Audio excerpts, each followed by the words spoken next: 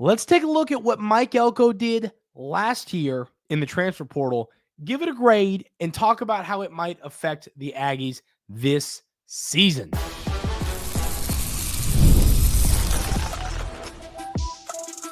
You are Locked On Aggies, your daily podcast on the Texas A&M Aggies, part of the Locked On Podcast Network, your team every day. Welcome on into Locked On Aggies. I'm your host, Andrew Stefaniak. Thanks for making Locked On Aggies your first listen every single day. On the show today, ladies and gentlemen, we're going to talk a little bit about what is going on with Colin Klein. I've seen a lot of people saying, hey, I don't know if Colin Klein is the guy, and I've seen some folks say that. So we'll have that conversation. Is Colin Klein the future signal caller or the future OC, here at Texas A&M? Then we're going to talk a little bit about the grade I'm going to give Coach Elko on the portal, but we're going to start running through the players that Coach Elko and this staff brought in via the transfer portal, and we're going to give it a grade, each player a grade, and then we're going to give Elko an overall grade and kind of take away from it and say, okay, what's got to be better this year? So we're going to have that conversation on this episode. Going to be a really fun one. So we'll get started with, we're just going to go down the list of players that transferred in. First name on this list is Jabari Barber. And to me, Jabari Barber, he was the 12th best player when it comes to PFF grade on offense. He had a 69.2, played 385 snaps this season. When you look at Jabari Barber, it's a really interesting conversation. And I mean, let's pull up the actual numbers on Jabari Barber when it comes to stats and receptions and all that. ESPN's been slow, but the reason I think he's one of the more interesting players we're going to discuss on the show today is we for a while didn't think Jabari Barber was going to be playing at all. We didn't think you were going to see him, period, due to the injury he sustained in the offseason. And then it's kind of like a couple weeks before season, Coach Elko's like, oh, yeah, and Jabari Barber might be back. And we're like, he was supposed to be out the whole season. You're saying there's a chance he's back for Notre Dame? And that's kind of what happened. He recorded his first catch of the season against Florida. So he played early into the season. Finished the year with 31 receptions, 333 yards, and a touchdown. I think that it's tough to give him a grade, and I'll tell you why. And it's because Jabari Barber came in and he was solid. I think that we had these expectations of him and some of the other players we're talking about of like, these guys are going to come in and be locked in wide receiver ones that are going to go for darn near 1,000 yards. And I don't know if that's who they were. I think Jabari Barber, I'd probably give him a B+ is what I'd give Jabari Barber. Maybe a B. You talk to me either way there. And if there's any players that I give a grade and y'all disagree with in the comments, let me know down there. So, and like, we're going to talk about players like that didn't really play a lot. And you might go, well, why'd you give them a B? They didn't play. Why not an F? I think it's, were they recruited to come here and play, or were they recruited to come here and be a depth player that kind of gives you an upside type of thing? So that'll be part of this discussion. But so Jabari Barber, I'm going to give a B to B+ in that kind of range. I think maybe if he plays those extra couple of games this year, he has closer to 500 yards, maybe, 480 or something. And we go, Jabari Barber didn't have a terrible year. So that's the way that I'm going to look at this team and that's the way I'm going to look at Jabari Barber. So that's the first player. So I'm going to give him a B+. Then we're going to go down to Jacob Bostic, another receiver, a guy who I have him down for how many snaps here? You're still scrolling, ladies and gentlemen. Where did he go? I know he played a few snaps. Maybe he didn't. Oh, there he is. Yeah, he played 32 snaps. He graded that at the 57.1 on PFF. I mean, this is a tough one to grade. It's almost isn't even worth grading these guys. And the reason I say that is because Bostic was brought here to just be an extra player, a name in the wide receiver room.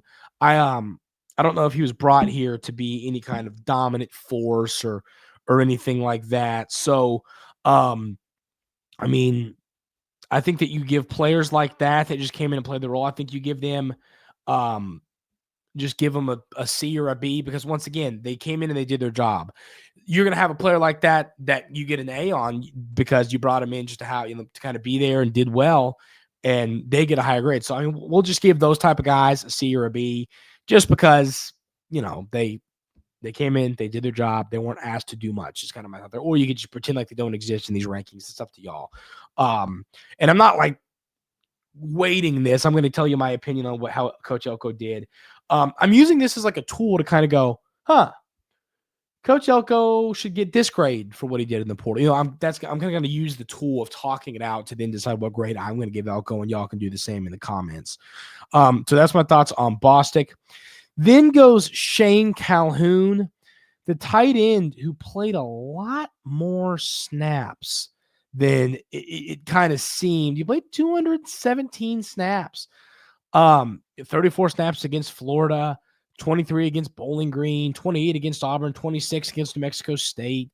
He played more snaps than it kind of felt like his role really was.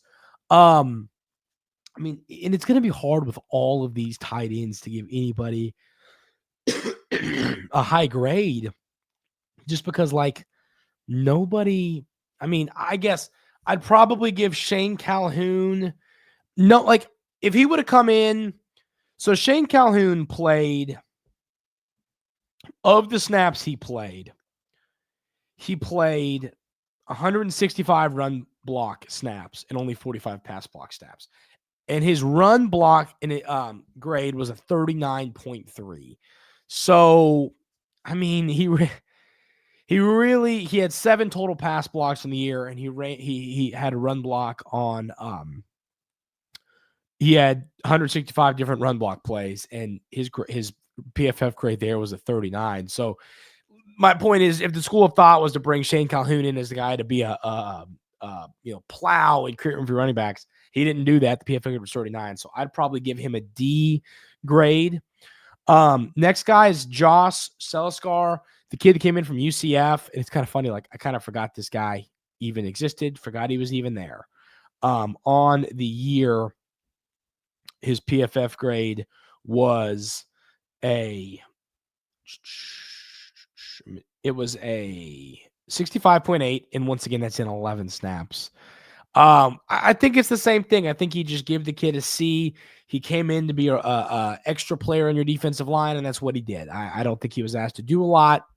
That's the reality. So what I'm saying is, so this is what I'm going to factor in. I'm going to change the way I'm going to do this. The players that I keep saying give a C, so I think Bostic and now Celiscar, we're just going to say those guys, we're not going to let them affect the overall thought because they weren't players that I think were brought in to have a lot of effect on this season. So that's how we're going to do that. Next name is Des Ricks. Des Ricks is an interesting player in this debate because the PFF grade was rough for Des Ricks. It was the 49th best on this defense. In 617 snaps, he had a 55.9 PFF grade. I mean, just every grade was low. Coverage, tackling, every grade was pretty low for Des Ricks. So, it's a tough one because I want to still believe in the upside of him. And I think we know that he's a player that can have a high upside and stuff like that. But I'd probably give him a C+ for his performance. He played a lot. He wasn't great. He wasn't terrible. There was a lot he could have done better. So that's my thoughts on Des Ricks. I need to start speeding this thing up a little bit, or we could just move it into segment 3 and talk about Klein tomorrow. Trey Watson played a significant amount of snaps this season at tight end, and he caught a lot of passes, in all honesty, as well. So on the season, Trey Watson's PFF grade was kind of a rough 53.1 in 496 total snaps. I don't think Trey Watson got done what we were hoping for. I think the upside was there. I mean, he only caught where'd he go? Why is Trey Watson not on here? ESPN, there's a running back named Trey Watson. So on the season, Trey Watson caught 18 passes for 238 yards. The PFF grade was rough. I'd probably give him a C. I think that's a pretty fair grade for him. We're going to move on with this conversation and get to the kind of tail end of it and say what grade Elko deserves for his portal class and how we can improve next year. We'll continue this conversation coming up right here on Locked On Aggies. But first, I want to tell you about our friends over at FanDuel. Get ready to tackle the NFL action with FanDuel, America's #1 sportsbook, because right now new customers can bet $5 and get $150 in bonus bets if you win. The FanDuel Sportsbook app gives you everything you need to place live bets on the NFL all in one place. So when you get a hunch in the middle of the game, you can check out the latest stats, view live play-by-play, and so much more on the same page where you place your bets. Just visit FanDuel.com to join today. You'll get started with $150 in bonus bets if you win your first $5 bet. That's FanDuel.com. Never waste a hunch, make every moment more with FanDuel, an official sports book partner of the NFL and the Locked On Podcast Network. Also want to tell you about our friends over at Prize Picks.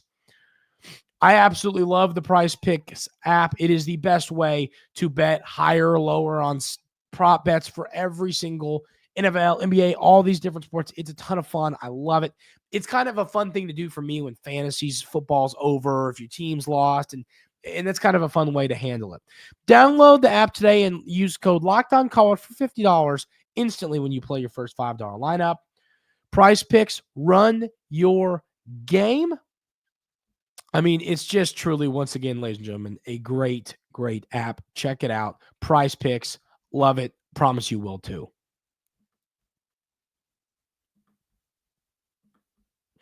So what we're doing, ladies and gentlemen, I want to talk about Colin Klein. And I kind of want, so I'll do this real quick in 30 seconds and kind of save what I'll talk about later. I'm probably going to talk about Colin Klein tomorrow or Friday, depending on if we get a commit, whatever happens.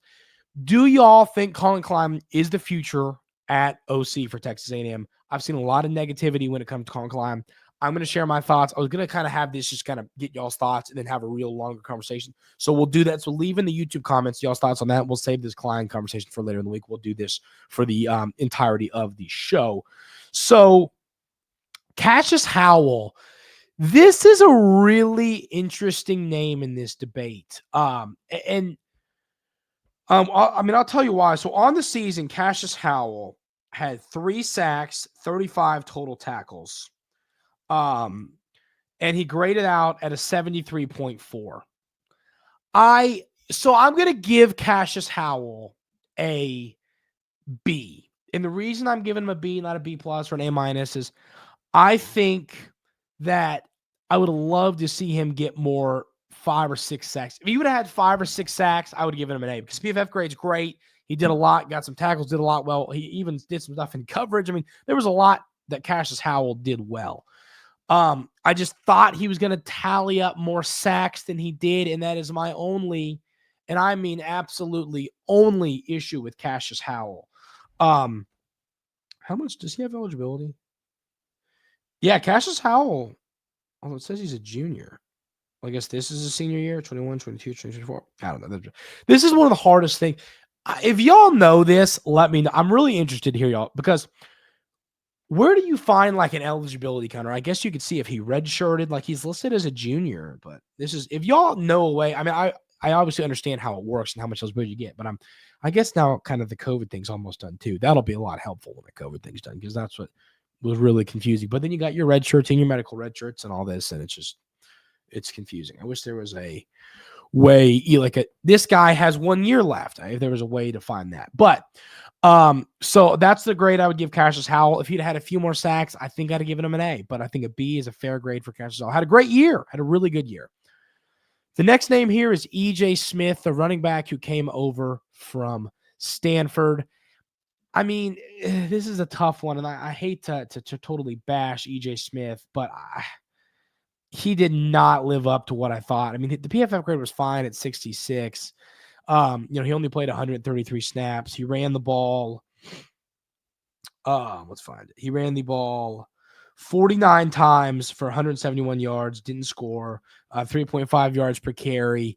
We talked to Spencer McLaughlin of Locked On College Football, and he told me this offseason, like, hey, I think that E.J. Smith kid from Stanford, if he kind of dials it in and they find the correct way to use him, I think he can be a darn good player. And that's what Spencer McLaughlin told me. And I'm not saying he was wrong, but I think I agree with what I saw the tape. I agree with what he was thinking.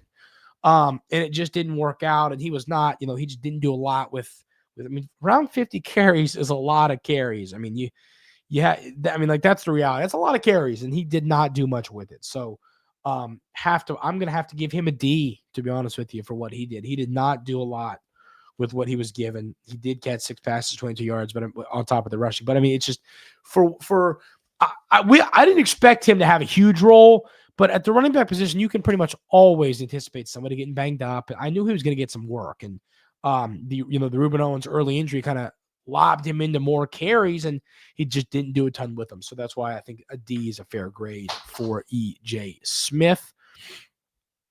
Then moving on to Armaj Reed-Adams, the offensive lineman. Armaj Reed-Adams, I was really impressed with what he did. And of course, Armaj Reed-Adams, can come back again. So that's really exciting. Armaj Reed-Adams graded out of the 76 on 744 snaps. Here it is, first one of the day. I'm giving Armaj Reed-Adams an A.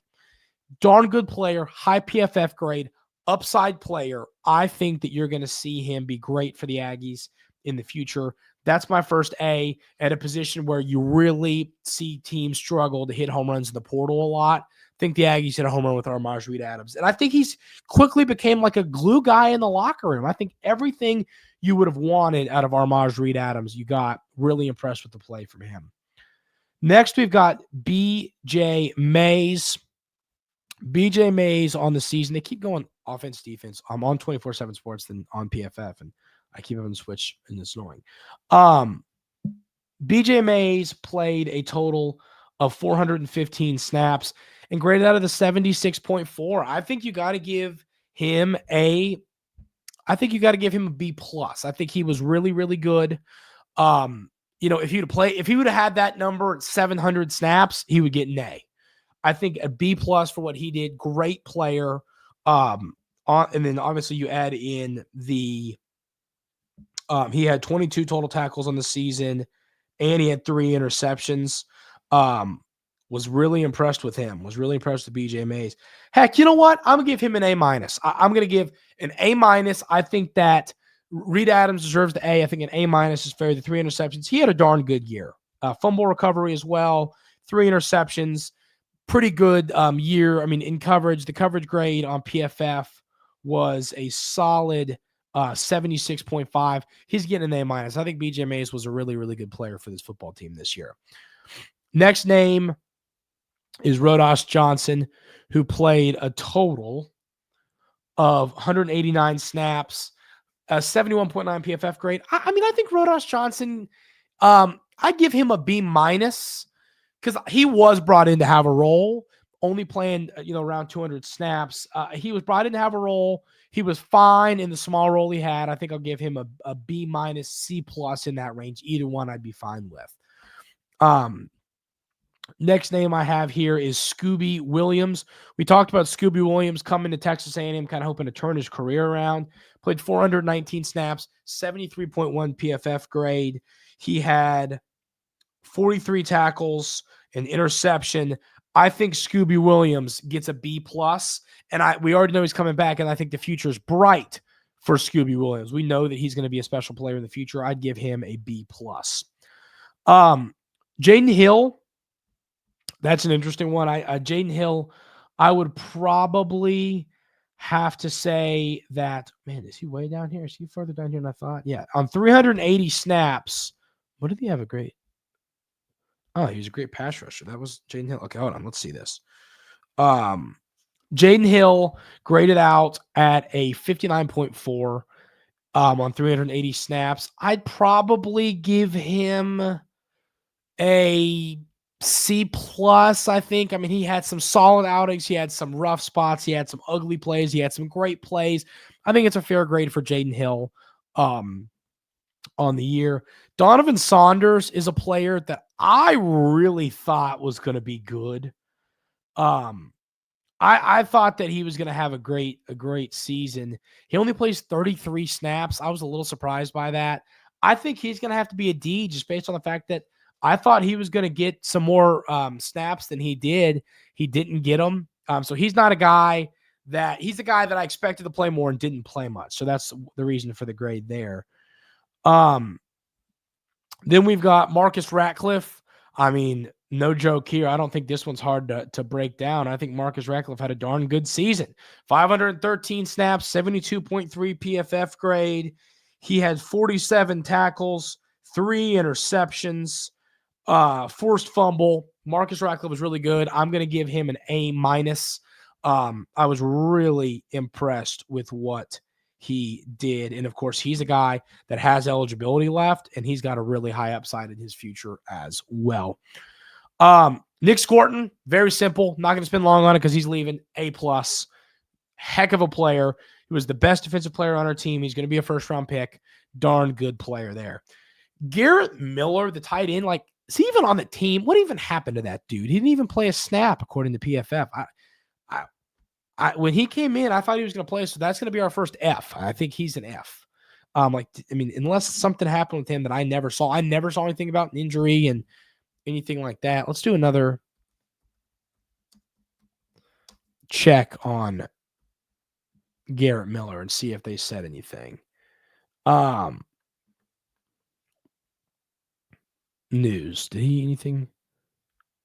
There's just nothing on this kid. If something happened to him that somehow I didn't see, let me know that in the comments. But, I think he's an F. He came in. We expected him to have a role, and he didn't do anything. So there's my thoughts on Garrett Miller. Trey Jones is a player that it's funny because when he came to Texas A&M, I was excited about him. And then he's like, nah, I'm good. Deuces. So that was really sad. But, that's kind of how that one went there for Trey Jones. I expected that to go differently, but it's just the reality of the situation. Cyrus Allen, I'd probably give him a C+, B-. He came in, he did some good things. Obviously, he's since transferred. So I think that's my thoughts on him. I'm not going to talk too long about him, but I want to talk a little bit longer about Will the Blanket Lee, who, of course, came in. PFF grade of a 69.2, 650 total snaps on the year. Will the Blanket Lee had let's find the numbers here. He had 42 total tackles, 2 interceptions. He had a pick 6. He had a forced fumble. I was really impressed with the year he had. We know he's coming back. I think he's going to be special for the Aggies next year. So I would give him an A for Will the Blanket Lee, especially knowing what you got with the future. We're going to give Coach Elko a grade for what he did in the portal last season, coming up right here on Locked On Aggies. It's that time of year. The college football playoff is back, and with the newly expanded 12-team format, it's guaranteed to be bigger and better than ever, bringing you all the hard-hitting and high-flying assignment that you love. TNT Sports coverage of the college football playoff begins December 21st, starting with the college football playoff kickoff show presented by AT&T at 11 a.m. Eastern, leading into the first matchup between SMU and Penn State and the Lions at noon. Then the Clemson Tigers look to upset Texas. We're all rooting for that. At 4 p.m. Eastern, don't miss a moment of the action. Watch the college football playoff presented by Allstate live on TNT, True TV, TBS, and Max.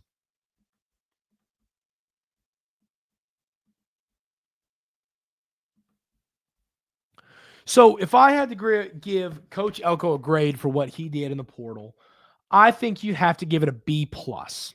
There's some players that he missed on that I think you'd like to have seen him hit on. But, you needed some defensive linemen. You bring in Howell and Scorton, who are pretty darn good.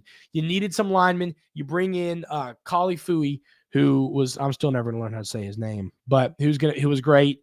Armaj Reed-Adams, who was really, really good. You bring in a couple players on offense that help you out a little bit. I think that for the most part – why didn't we talk about – why was he not on the list? But, yeah, our center, Kali, had on 700 snaps, had a 63 PFF grade. I'd probably give him a B+ for what he did. I forgot to grade him. But I'd give Elko a B+, like I said, to reiterate. I think that he did a good job. I think he did what every coach does in the portal.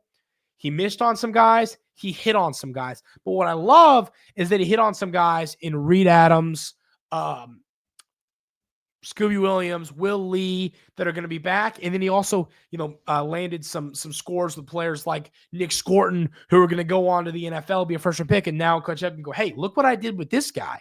So I think a pretty darn good job. If y'all would grade Coach Elko differently for what he did in the portal, let me know. I'm going to go B+. If you had said A-, I'd be talked into it. I don't know if I'd go above A- though. So let me know in the YouTube comments y'all's thoughts on that. That's going to do it for today's episode of Locked On Aggies. Really appreciate y'all being here. And like I said, we are going to talk about Colin Klein either on Thursday or Friday. So leave in the comments, is he the future of this program at OC? I think he's still going to be here, but are y'all happy or unhappy with that? So let me know in the comments. Hit that subscribe button on YouTube if you haven't already. It helps the show a ton. Really appreciate it. Hope everyone has a great rest of their day, and we will see y'all tomorrow right here on Locked On Aggies.